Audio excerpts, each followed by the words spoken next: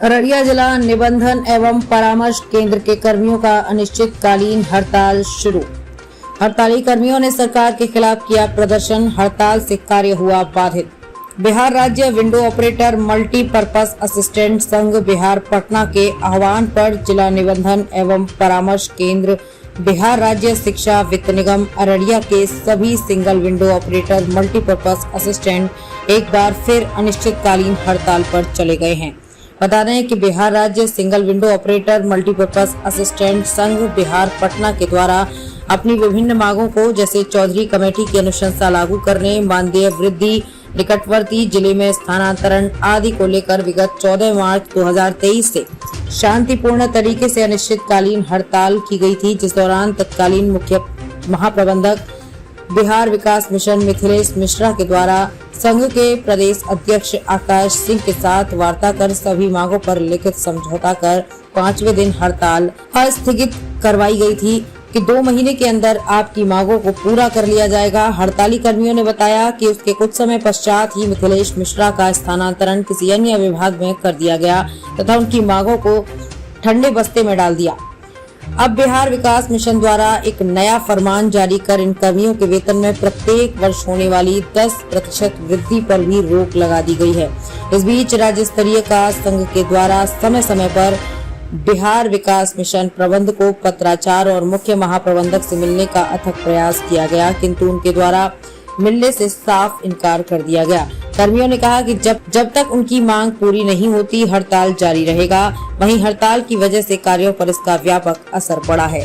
अररिया से संवाददाता अरुण कुमार की रिपोर्ट है कि बिहार सरकार के द्वारा 2016 में हम लोगों की नियुक्ति संविदा के आधार पर जिला निबंधन परामर्श केंद्र में किया गया, जिसके लिए मुख्यमंत्री जी के द्वारा सारे संविदा कर्मियों के लिए उच्च स्तरीय कमेटी का गठन किया गया 2016 में, जिसमें से हम लोग का भी विभाग के द्वारा आवेदन गया कि हम लोग को भी उच्च स्तरीय कमेटी में रखा जाए, जिसके एवज में माननीय मुख्यमंत्री जी के द्वारा संविदा कर्मियों के लिए उच्च स्तरीय कमेटी का रिकमेंडेशन जो आया 5 फरवरी 2021 को लेटर नंबर 1101 बिहार गजट में प्रकाशन हुआ, जिसमें हमारे डिपार्टमेंट पे भी लागू करने के लिए अनुशंसा स्वीकृत हुई कैबिनेट के द्वारा।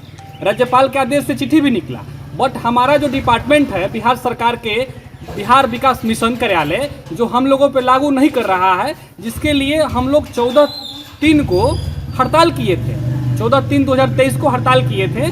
उस हड़ताल के माध्यम से सरकार के द्वारा और हमारे प्रदेश अध्यक्ष के द्वारा टेबल टॉक के माध्यम से 5 लिखित मांगों पे सहमति बनी, जिसमें हम लोग का मुख्य मांग ये था कि उच्च स्तरीय कमेटी लागू किया जाए।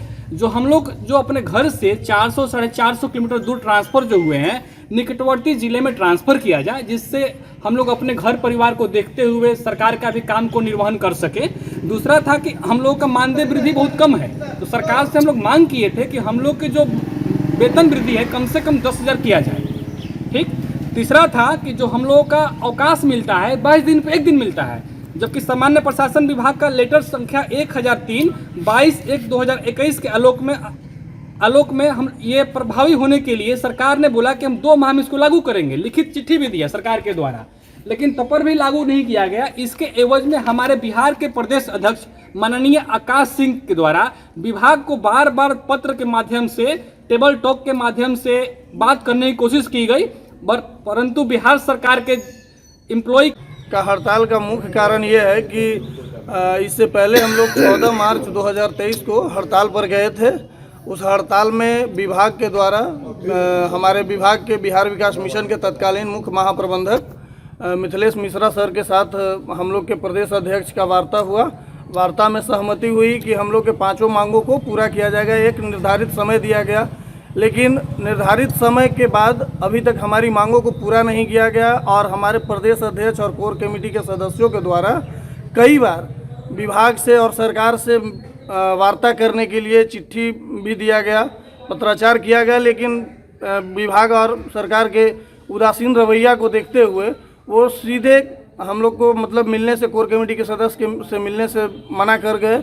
और इस उदासीन रवैया को देखते हुए हम लोग को मजबूरन यह अनिश्चितकालीन हड़ताल आज से शुरू करना पड़ा है और यह अनिश्चितकालीन तब तक जारी रहेगा जब तक कि सरकार और विभाग हमारी सारी मांगों को पूरी तरह से पूरा नहीं कर लेती है। धन्यवाद। क्या नाम है आपका? मैं अभिमन्यु कुमार सिंह, उपाध्यक्ष अररिया।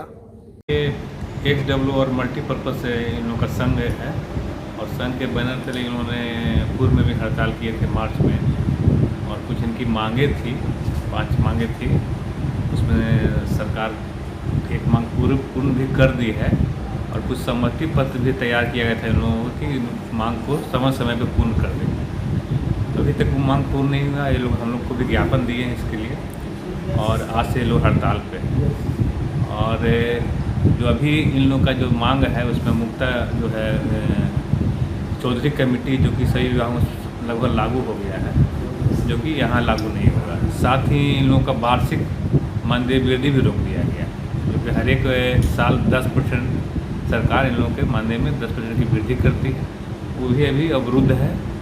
तो मुख्य ये है, और ये लोग का ये भी मांग है जो हम लोग का जो सहमति हुआ है इन लोग का वही पूर्ण हो, है ना। और जहाँ तक कार्य बाधित का है, तो हड़ताल से तो कार्य बाधित होता ही है। और इन लोग का जो सबसे मुख्य काम है जो कि ऑनलाइन होता है विद्यार्थियों का, और काउंटर पर वेरिफिकेशन, तो सबसे पहला वर्क है जो कि SWMP के द्वारा ही किया जाता है।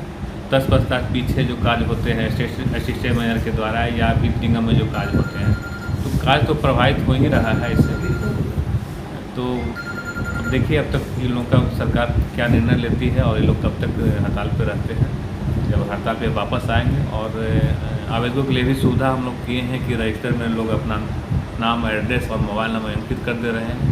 आगे जब भी अगर हड़ताल टूटता है या कार्य सुचारू रूप से संपन्न होता है, तो हम लोग आवेदकों की टेलीफोनिक सूचना दे करके उनको फिर हम लोग